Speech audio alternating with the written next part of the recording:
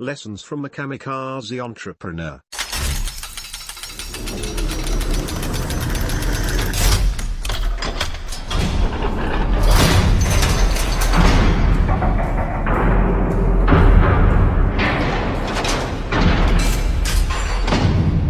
Years ago I had a roommate that I regarded highly. This guy was one of the smartest guys I'd ever met.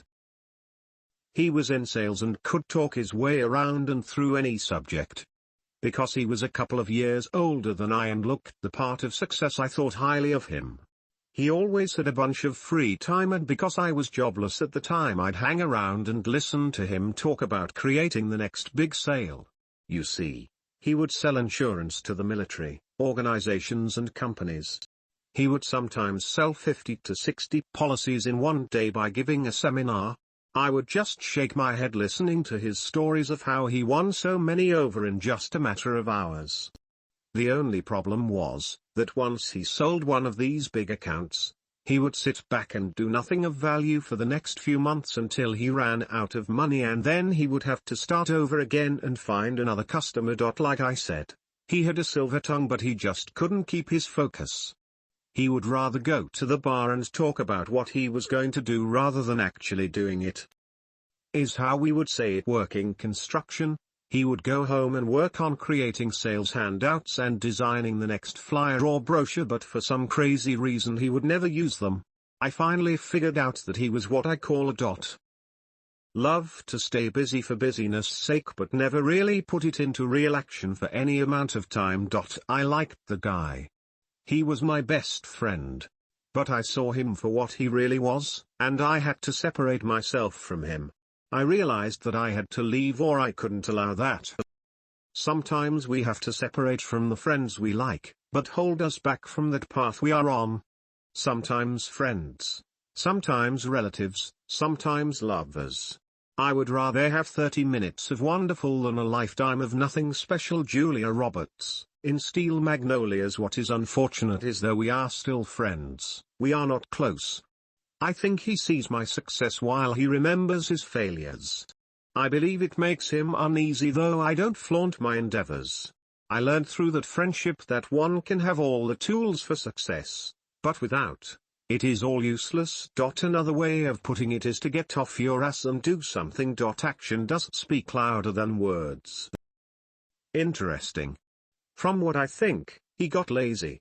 He let conformity plague him. I agree that sometimes in life, we have to separate ourselves from those people who don't hold the same values as we do.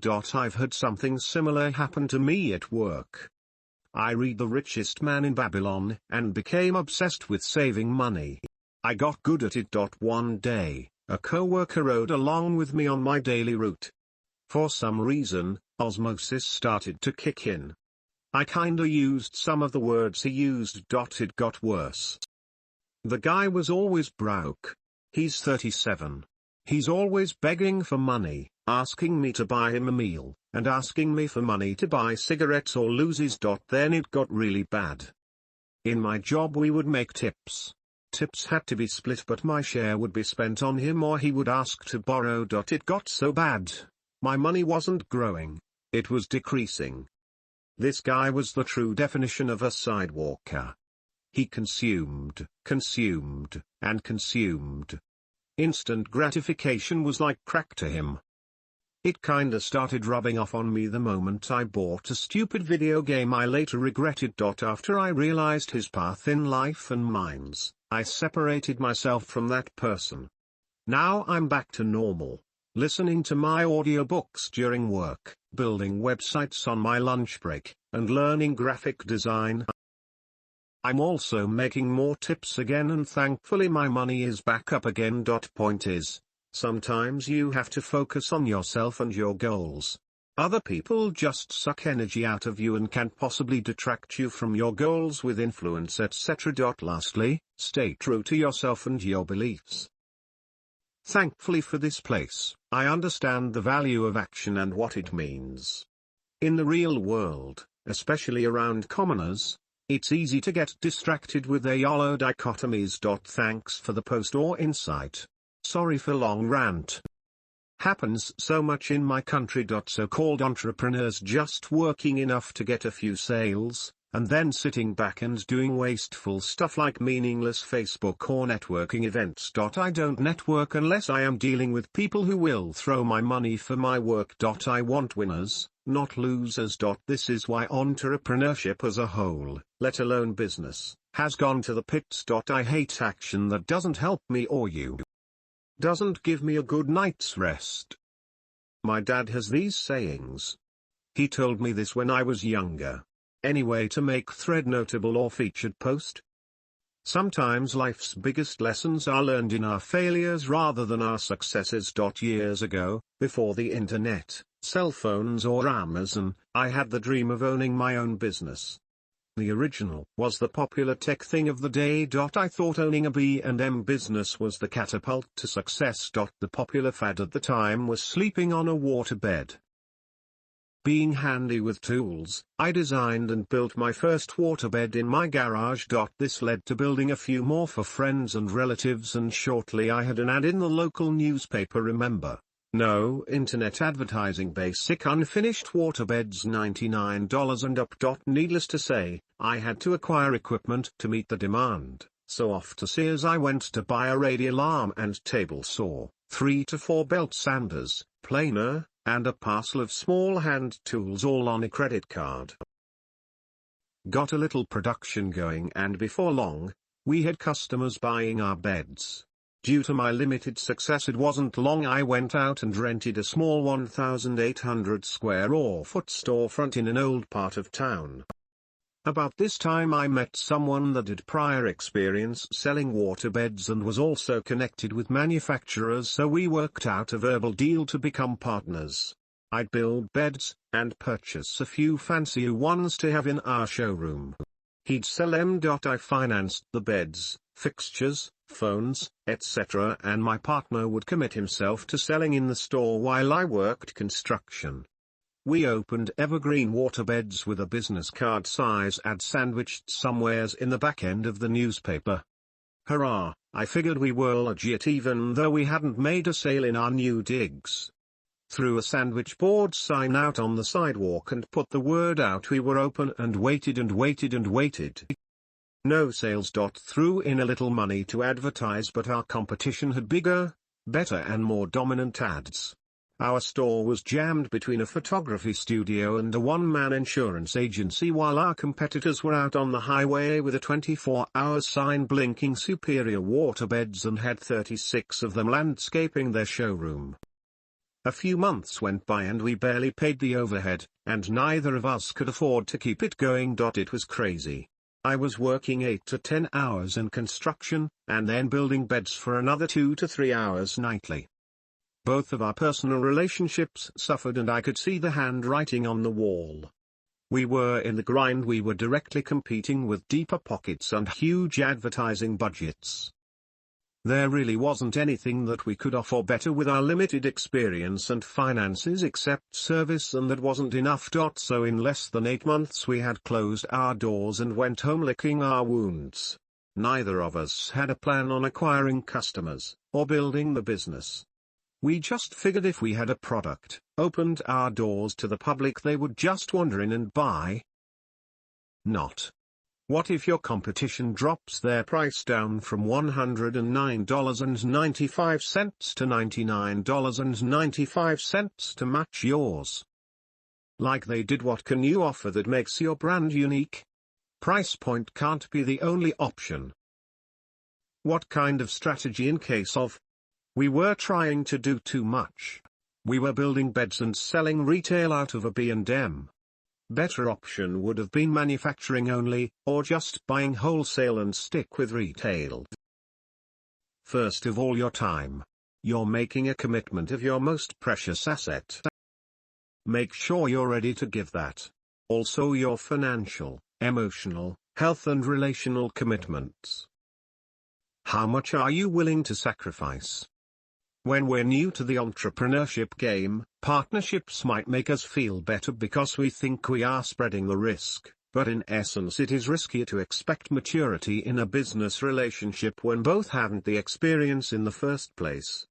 Best to fail alone and lick your wounds than to blame your partner for your failures.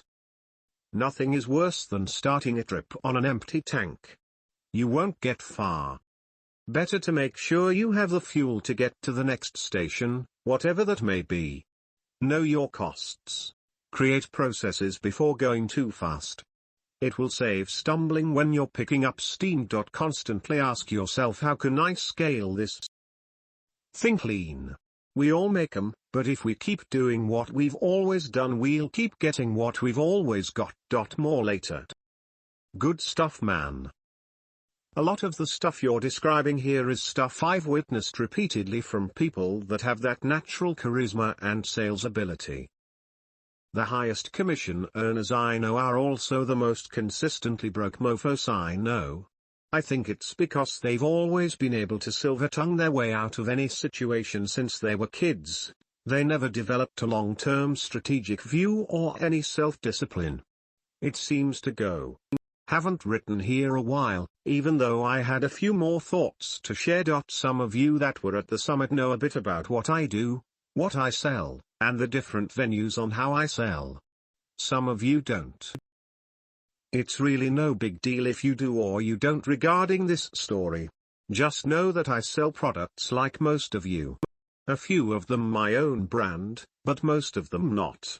I've stumbled more than a few times on figuring out what to sell, and just as important, sometimes, I've bought inventory that just sat on my shelves and collected dust. Some of it for several years. That's not how to make a profit.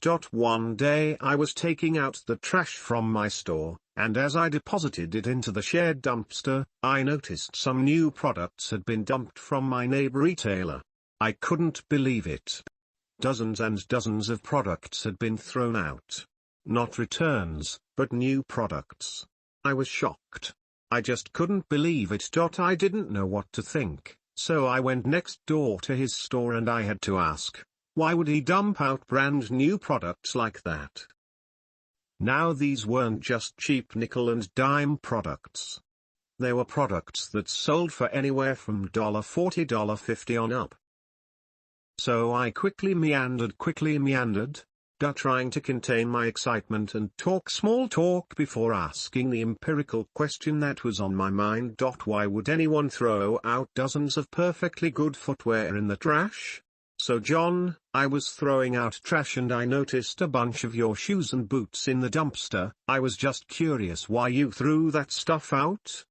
He grinned at me and said, well, it's all about profit, you see.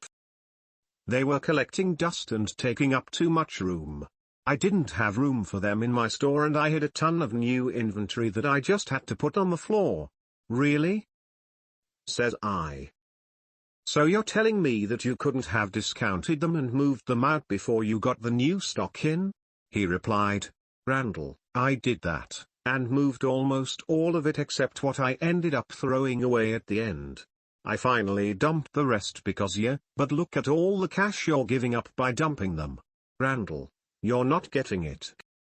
The product I can replace it with will move 10 times faster in the same space than what I would have done if I would have kept the sluggish inventory on the floor. I'll make 10x my profit given the same amount of time it would have to have sold the stale inventory on the floor. And to me, it's all about movement of product for the highest profits in the quickest way. I mulled that over, not sure I really grasped all that he was getting at. I'm pretty dense at times. Then I began to think about some of the products I had in the store that literally had sat on the shelves for years, collecting dust. I began to realize that maybe, just maybe, that stuff was costing me more money by taking up space than if I would just get rid of it, just not as radical as my peer. He continued, look, if you aren't turning your inventory on your shelves in your retail store at least 3 to 4 times per quarter, you're losing money. What do you mean? I asked. I told you I can be pretty dense. Ember to me stands for mainly by my $. The old guy continued, let's say you have widget A that you can move 4 times in a month and make a profit of $10 each. Or you can have widget B that only turns once in the same month but will make $30, but takes the same amount of floor space. What do you think is the best deal for you to sell? No brainer.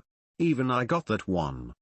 That is just a simple corollary. I actually stand to do much better than that with what I'm bringing in compared to what I'm getting rid of. The key is, you need to turn over your inventory at least 3 to 4 times a quarter, or you stand to lose money due to the fact of overhead costs, etc. And besides that, if you have plenty of traffic and you're not moving a particular product, or you have to ask yourself and maybe your customers, why isn't this product moving, and is there something else I can replace it with that would be much more profitable? I mulled that all over and had to finally agree. Numbers are numbers. Lesson learned for the Kamikaze Entrepreneur. I had to accept he was right. If we aren't moving a product, for the given amount of traffic that we have, then we have really got to decide if the product is worth it. A. Our time ebb. The cogs. The floor space. Can I make better money with A, B, and C with another product? If that is the case, then move the product by deep discounts or tax deductible. Don't throw it away like my friend did. BTW. He seemed like a pretty good businessman, but soon he closed his business for health reasons, and I ended up expanding, knocking out a wall and taking over his area. Again, key takeaway. If a product isn't moving, focus on another product that has equal or better profit margins and faster turnover, and utilize ABC. More later. Only just found this thread. Subscribed. Thanks for the stories. The other advantage: a product that sells 4x and profits $10 each has over a product that sells 1x and profits $30 is potentially 4x as many new customers. I sell services rather than products, but this thinking is still applicable. Sometimes some services we provide are holding us back. Sometimes some clients are holding us back. Sometimes it makes sense to get rid of things even if we don't have anything to replace them with. Sometimes removing books from your shelf allows new books to miraculously appear. Something amiss here. Every single retailer merchant in ancient times near you and all the world for thousands of years would have emptied their stock of winter goods for spring, then summer, and then autumn, and back to winter. The concept of removing what does not sell a cost for what will more likely sell, likely profit, is hardly unknown, is it? Yet they don't throw the stuff in the rubbish. Food yes, but not clothes. Large retailers shifted to discount outlet stores, TK Maxx, who pretty much hoover this stuff up, their own eBay store, and then what is left will go to a charity. Smaller retailers might go straight to eBay, as the stock can now just be kept in a small room somewhere rather than shelf space, or give to charity if they don't have time. So he has completely failed to explain why he did this. Ask him again. Dan P.S. Okay, he has retired, so maybe not. Actually, not really. This was an older gentleman that had not stepped into the world of online. He didn't like it. He seemed to be totally disinterested in selling online. I really believe that was one of his greatest downfalls, that he hadn't learned to stay up with online shopping. He just didn't want to mess with the hassle of donating it, I guess. Throwing new products away happens far more than one thinks. Especially new products that have been recalled or found to have some sort of issue. Many are supposed to be destroyed yet are found in landfills. When I first started out in retail, I really was unable to afford used store fixtures, let alone new ones, to completely outfit the space I had. It was a bit of a struggle just to fill the place with product to sell, as I never borrowed a dime and still haven't. I had merchandise in boxes and on the floor for the first couple of weeks until I figured I could afford some more fixtures. One day shortly thereafter I had to run into a nearby town and noticed a huge amount of gondolas, shelving, racks, pegboard, etc. behind a major chain office supply store. They were just stacked and laying haphazardly all over because there was so much of it. It kind of looked like they might be throwing it out, but I was unsure. I immediately decided to go in and ask them what they were going to do with it and if they might be interested in selling it. The store manager told me that they were remodeling the store with new corporate fixtures and it was all going to be picked up and sent to the landfill, and if I wanted any of it, that I'd better hurry as it would all be gone by the end of the week. I was stunned. He just told me that I could have all that I wanted and there was thousands of dollars of store fixtures if I would have had to buy them new. I couldn't believe it. I went out and rented a U-Haul. More on this subject later, and that night after I closed up I went and appropriated for myself as much as I could use. Several truckloads of fixtures. Some looked as though they were never used. I even debated whether to rent a storage facility to store the excess and try to resell on Craigslist. If it hadn't been for me spending my time on working my store and online businesses, then I would have done it. I was concerned about the time or cost to work this little sideline and didn't want to lose my initial focus. One thing is certain. There is a huge market for used store fixtures, as every mom and pop store opening up needs fixtures and new ones are expensive. I would definitely watch store closings, Toys R Us and smaller chains if you want to make a quick buck selling fixtures. Since then, I have gone in and bought for nickels on the dollar fixtures from Kmart closings and the like, whenever I've expanded my operations. Many of the items were going in the trash. I too have dumped brand new products that didn't move even after steep discounts. The only difference was that I took the time to contact a charitable organization, boxed up the merchandise for them and stored it until they came. Time is numero, you know. Sometimes worth more than the dollars and hassle of selling it. Randall. Haven't posted much lately, but I've received immense value from others on the forum and thought I'd share some things I've learned along the way. For those of you who weren't at the last summit or aren't familiar with my story, I'll give a little background history. Anyone that has heard it before will have to just wait till the next post for thoughts and observations I learned and hopefully will be of value. I don't write this to brag, but to let those of you know a bit of my background and that I have been able to gain a bit of experience in developing some ideas into a few different streams of income. In 2000, I developed and opened my first e-commerce store, a niche market for a unique group that I was extremely familiar with. Having spent years working in that same realm, sales grew quickly and I began to notice that quite a few customers were not from the niche group but from similar groups that encompassed a new larger market. I feel sales grew fast because I understood the market and was also the first website that served this customer base adequately. In 2001, I developed a second e-com website for the more generalized group that had been ordering products from me. The reason why I opened this second site was that the first one was so niche-oriented that it might have kept others from logging on due to not being of that group. Business continued to grow until I came to the point that my garage didn't have sufficient space, so we built a small 1,600 square feet warehouse on the property. Continued to add more and more products to the websites from profits generated and from a slow lane. J.O.B.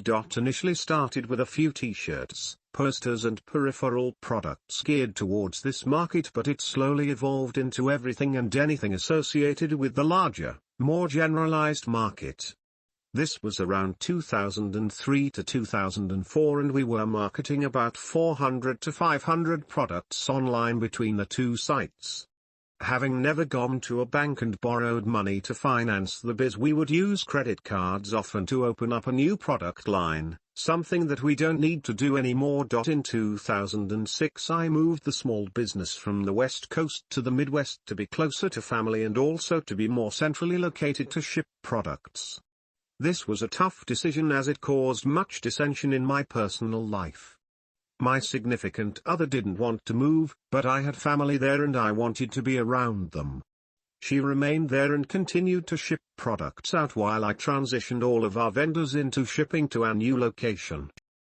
It was a stressful time as additional costs of moving, setting up a new location, and added living expenses made me ultimately wonder if it would be successful.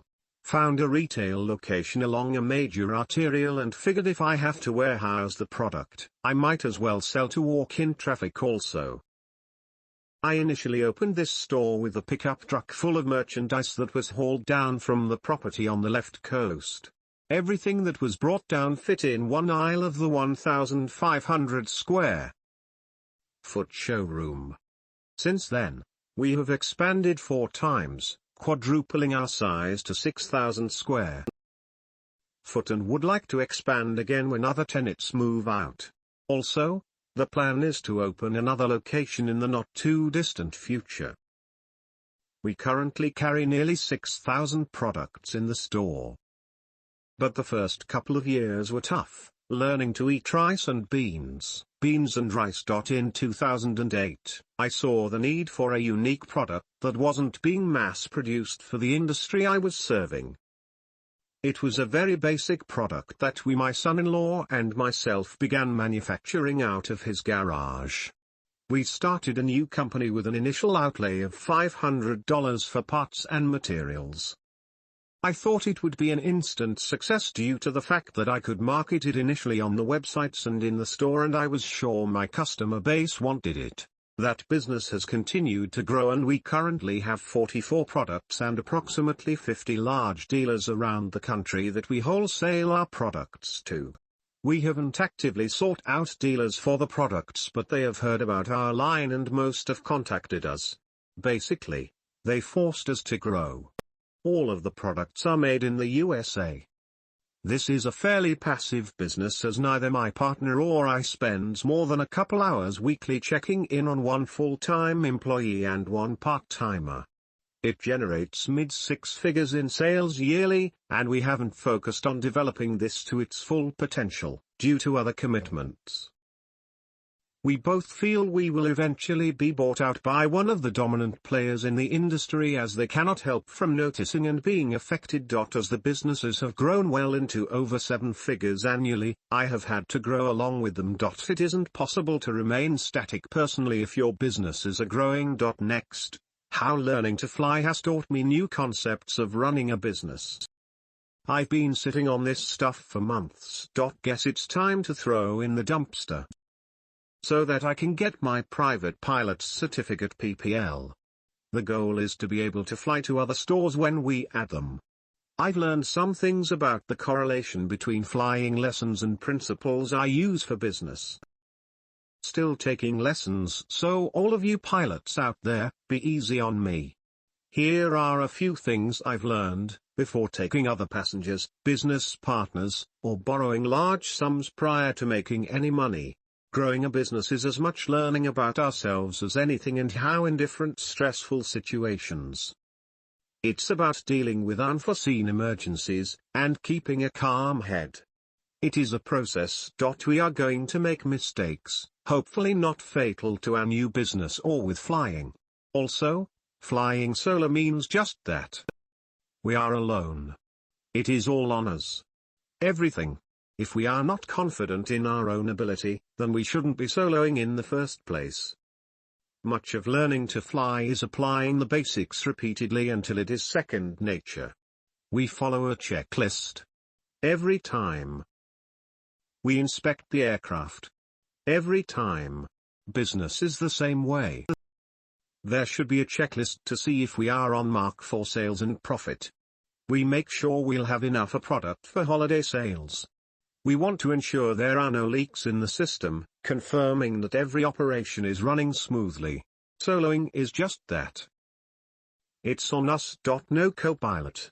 No partner. No instructor. No hand-holding. We've got to go through this alone. Fly this thing off the ground and back again.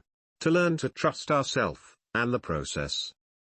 Sometimes we'll feel like we're flying by the seat of our pants, but just stick with the checklist, and trust our instruments to gauge how we're doing. Later, we'll take on passengers, employees, and they will need to be briefed, buckled in, prepped, and aware of the destination.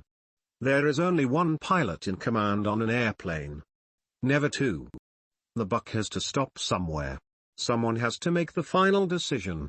A new venture can be muddied up quickly with too many chiefs. Starting up can be stressful, emotional, and full of many unknowns. Partnerships suck when they go bad. Not recommended in the startup. Listen to others, assess the situation. But we alone have to make the final decision that could make or break us. Get wise counsel, but the final decision is up to us. And that brings up another point. In flying, there is an actual on the instrument panel. In business, as in flying, we've got to watch our attitude. If we are planning to fly high, our altitude is dependent on the attitude we have. This is more crucial than some think.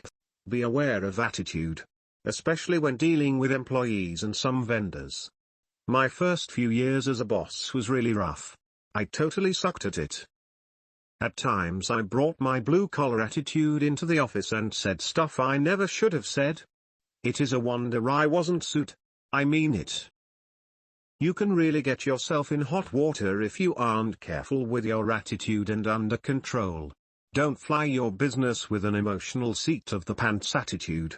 Plan for the unplanned. Prep for possible problems and situations beyond your control.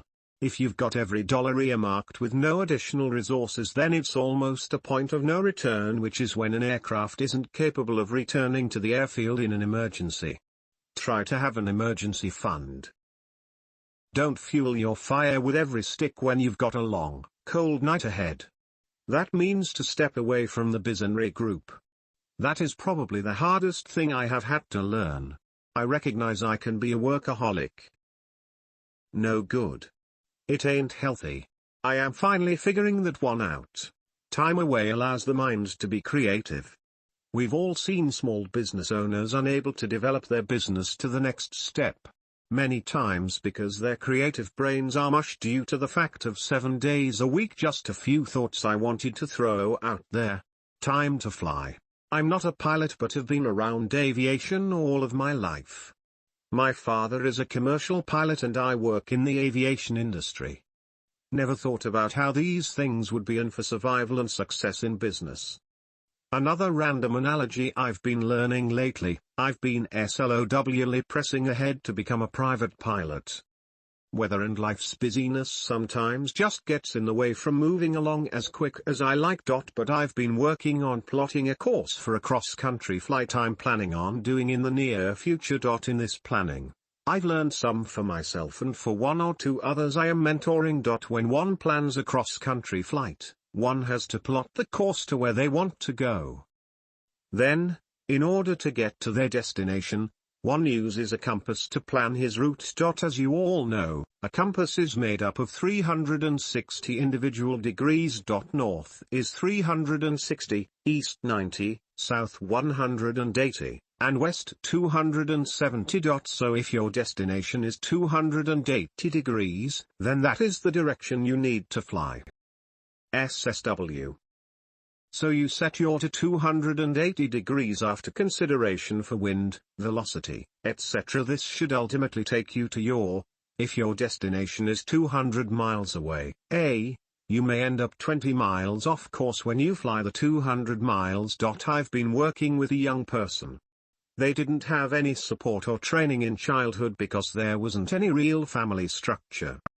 Without a support system, and teaching, one rarely becomes fully the person they could have been. So now, they are nearly young adults. I really need to use wisdom in teaching and mentoring this individual. Now it has become more steering and guiding than teaching and preaching. But it is so important. Those of guidance are similar to flying an airplane.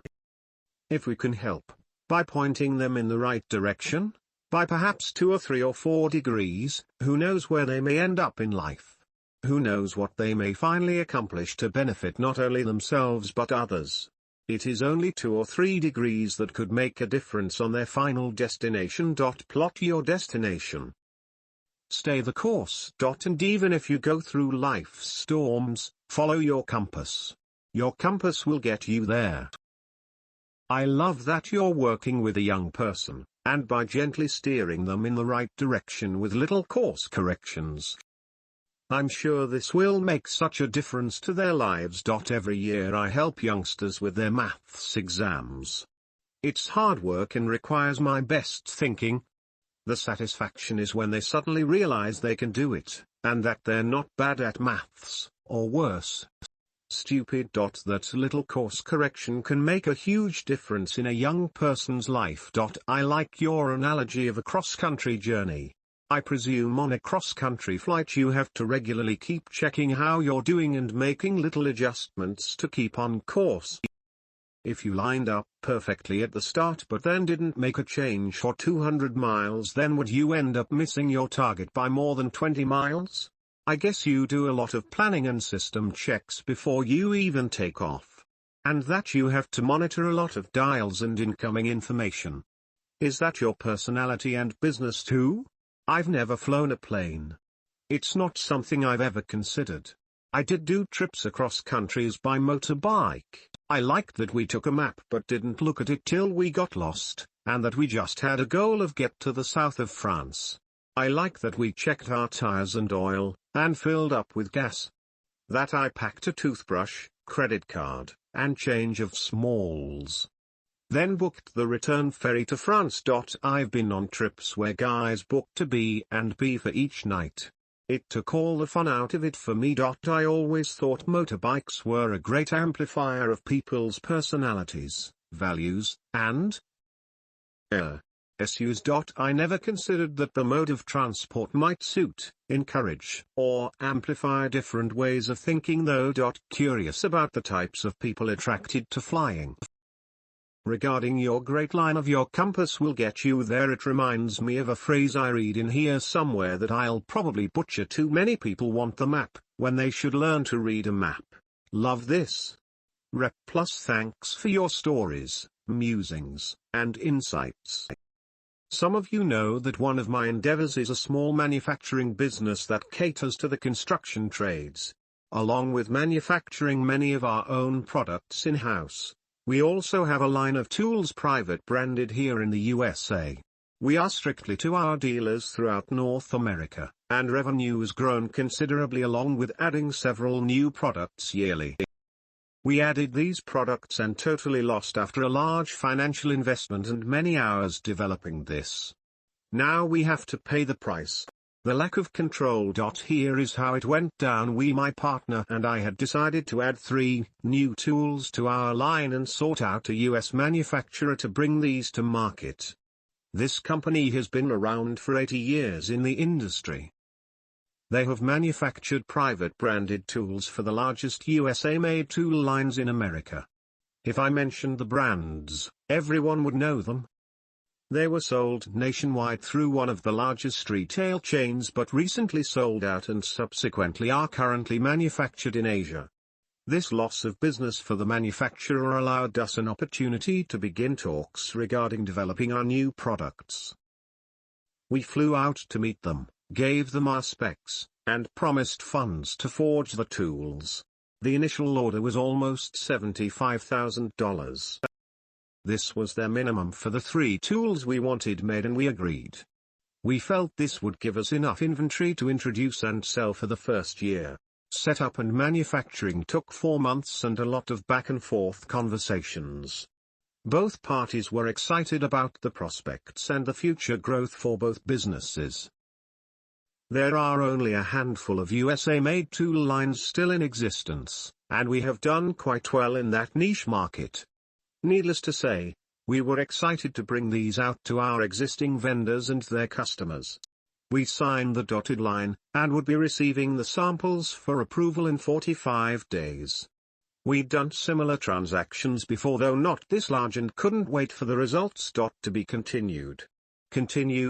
We finally received the samples, and after a few minor changes we approved them and production began. Some may wonder how we were so sure that we would be successful with the new product line and spending the initial investment to bring to market. It isn't that hard if you know your market inside and out and what your customer is already using, and what you are already selling to them. We had scheduled a trade show to exhibit the samples and had great feedback. We felt fairly comfortable knowing that response was favorable. 2 months later our shipment of products arrived. Pictures were taken, some samples sent to our top vendors, and orders came in. We were on a roll. The company was shutting down. After 80 years. Some of their employees had worked there for 40 years. Welcome to a sinking ship.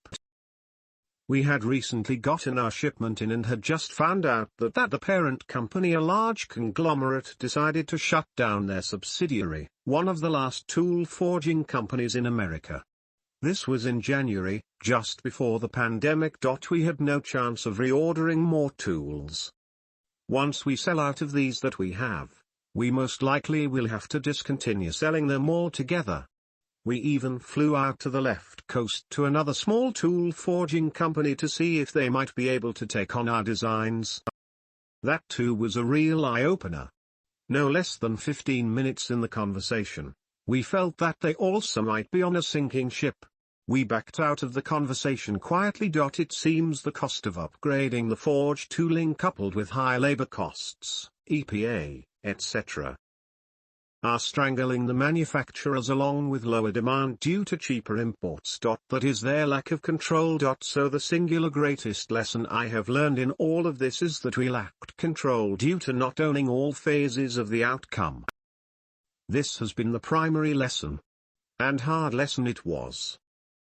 We had introduced 3 new products to our dealers nationwide and to their customers, only to realize that we will sometime in the future have to let them know that we will be likely phasing these items out of our line.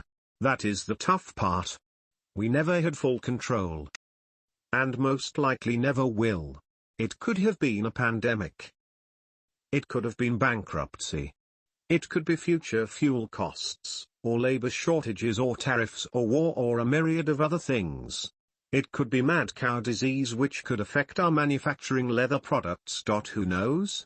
I have learned the more I know, the more I don't know. That has been my biggest epiphany. Maybe this is the new normal. I sure hope not.